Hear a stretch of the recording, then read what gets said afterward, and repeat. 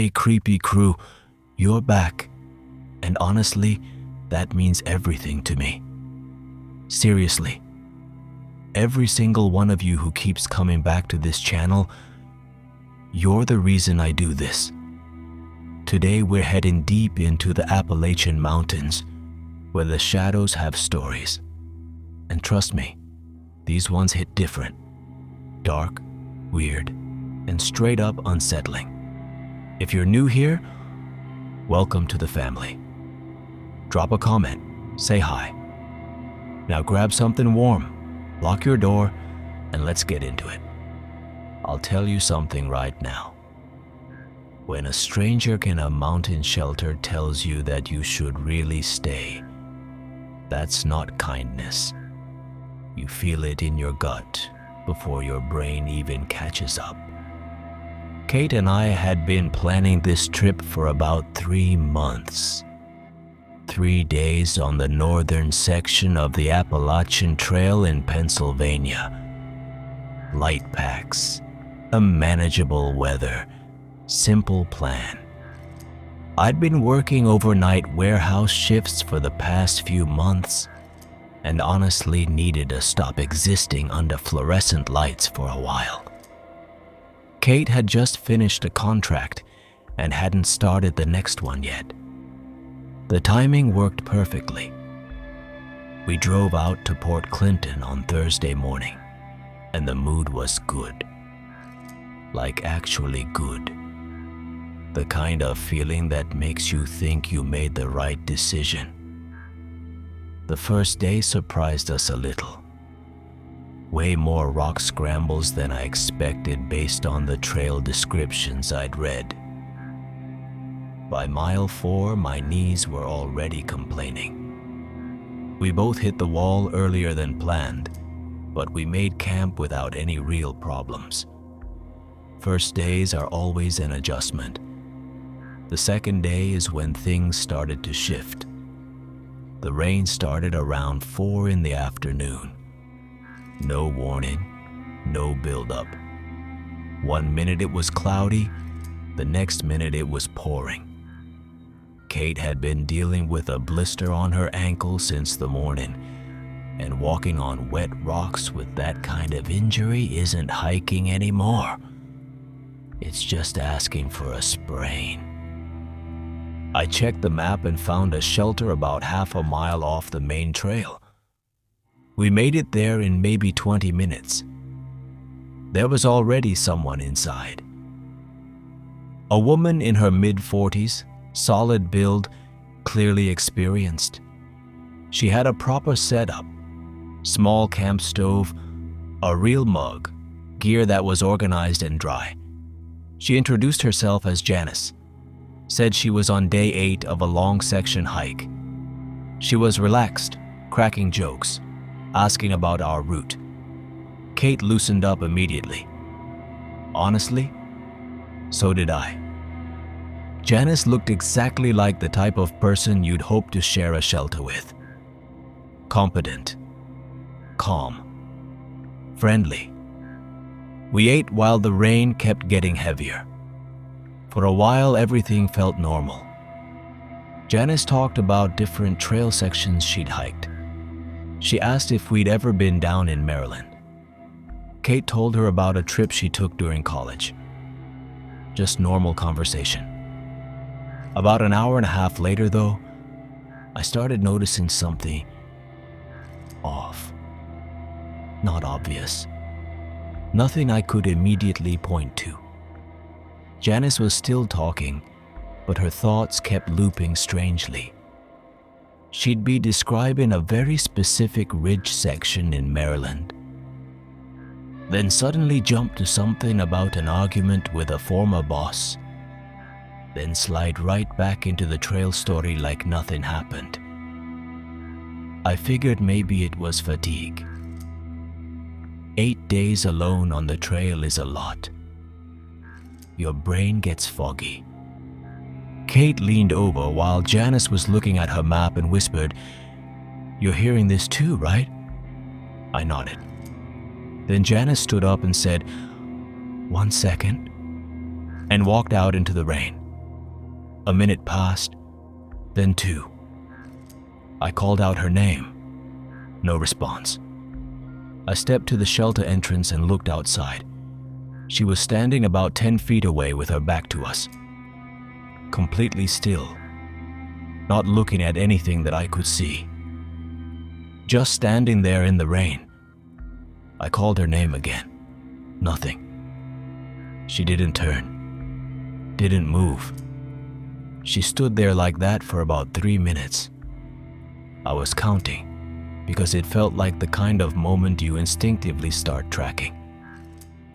Then she walked back inside. She was completely soaked. And she sat down like she'd simply stepped out to check the weather. She said she had been checking the trail conditions. It was after 9 at night. There was nothing outside except darkness and rain. Kate and I didn't say anything about it. We just sat a little closer together. I think it was instinct.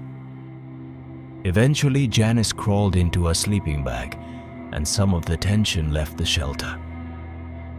I thought maybe that was it. She was settling down. We'd sleep and leave at first light. That lasted about 30 minutes.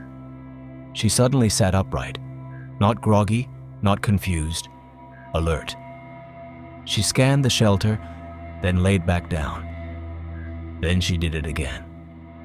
I counted 4 times over the next hour, just sitting up, scanning the room, lying back down.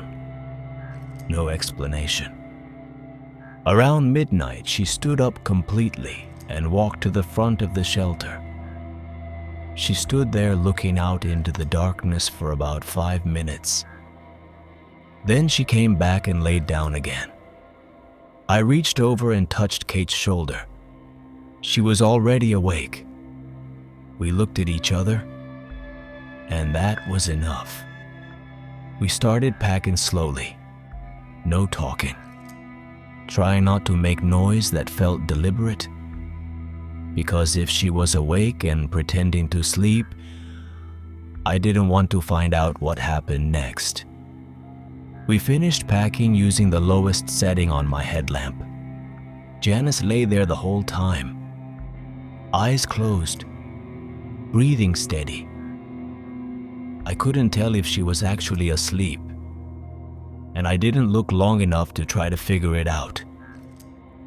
When we stood up with our packs, she opened her eyes. I told her Kate wasn't feeling well and that we needed to head back toward the car. I kept my voice calm and flat, like it was just a simple decision. Janice looked at us for about 3 seconds, not directly at me, not at Kate, just somewhere in the space between us. Then she said quietly, "You should stay." Not a question, not concern, just a statement. I said, "Thanks for the company," and I walked out. Kate followed right behind me. We hiked in the rain and darkness for about 40 minutes before I found a flat enough spot under some trees to pitch the tent. It wasn't a great location. I didn't care. Kate got inside and didn't say a word. I climbed in after her. We lay there listening to rain hit the tent for the rest of the night. We didn't talk about it in the morning. We didn't talk about it during the drive home either. At some point, Kate turned the radio on, and we just let the music fill the silence. I don't know what was going on with that woman. I've thought about it a lot. Maybe she'd just been alone on the trail too long. 8 days solo can mess with people. Maybe it was something else. But when we walked away from that shelter, I glanced back once. She was standing at the edge of it, watching us leave, rain falling around her. She didn't move. She just watched. And that's the part I still can't shake. It happened on my first real hike, and I'm still not sure whether it was beautiful or terrifying. Probably both. I came to Vermont through a summer student exchange program. When someone suggested doing a day hike on the Appalachian Trail, I said yes before I even knew what that really meant. At the time, I thought hiking was just a long walk with snacks.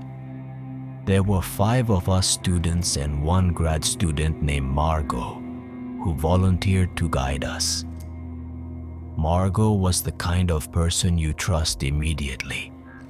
She didn't brag about experience or try to impress anyone. She just told us what to wear, what to bring, and what time to meet.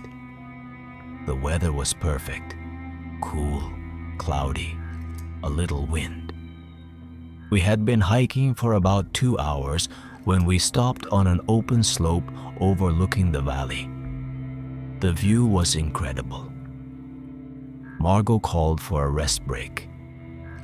Everyone dropped their packs. I walked about 30 feet away to take a picture without people in the frame. I was adjusting my phone when Margot raised her hand. She didn't shout. She didn't panic. She just said quietly, "Don't move." Something about her tone made me freeze instantly. I slowly turned my head to see what she was looking at. That's when I saw it. At first, my brain couldn't process what I was seeing. It had stepped out of the tree line about 15 meters away. A moose. I had seen pictures before, but photos do not prepare you for the actual size of a moose. It looked almost unreal. Massive. Silent. Completely at home. It stopped and looked at us. Margot whispered that we shouldn't make eye contact and that we shouldn't move suddenly. So I looked down at the ground and waited. The moose took a slow step forward. Then another. I could hear grass and small stones under its hooves. Eventually, it was only about 5 meters away from me. That's barely the distance across a small room. I could hear it breathing. Slow. Heavy. Calm. Standing there on that mountainside with a massive wild animal breathing a few feet away, I realized something. Nature doesn't care about you. Not in a cruel way. Just in an honest way. We stood there while the moose looked around the group like it was deciding something. Then someone behind me let out a quiet breath. The moose turned its head instantly toward the sound. After a moment, it turned back, looked at me again. Then it lifted its head, turned, and slowly walked back into the forest. Just like that. Margot exhaled first. Then everyone else did. Only later did she tell us that male moose can be unpredictable and that one had come much closer than normal. She said she had been ready to act if it came any closer. I never asked what she meant by that. Some questions are better left unanswered. About 4 years ago, 3 co-workers and I hiked a section of the Appalachian Trail near Blood Mountain in Georgia. I rarely tell this story because I don't have a satisfying explanation, and I'm an engineer. I like causes and answers. This event doesn't have one. Sunday morning, I woke up around 6. Everyone else was asleep. I decided to hike a short loop out to a place called Frell Ridge. About 6 kilometers round trip, a trail I had done before. I woke Harris and told him where I was going. He nodded half asleep. I checked my watch. 6:14 a.m. The weather was clear. I walked the trail at my usual pace. I stopped briefly at the rock overlook, took a few photos, then headed back. By my estimate, I should have returned around 8:30 or 8:45. When I walked back into camp, Harris was standing near the cooking area. The look on his face immediately told me something was wrong. Not anger. Relief. He said it was almost noon. I asked him to repeat that. He turned his phone toward me. 11:52 a.m. They had gone to the trailhead twice looking for me. Deb had already found the ranger station number in case they needed to call. I showed Harris my watch. According to it, I returned at 8:47. My watch was running normally. The time display advanced correctly. It was simply 3 hours behind the real time. No reset, no damage, no reason. Just 3 hours missing. I still don't know where they went.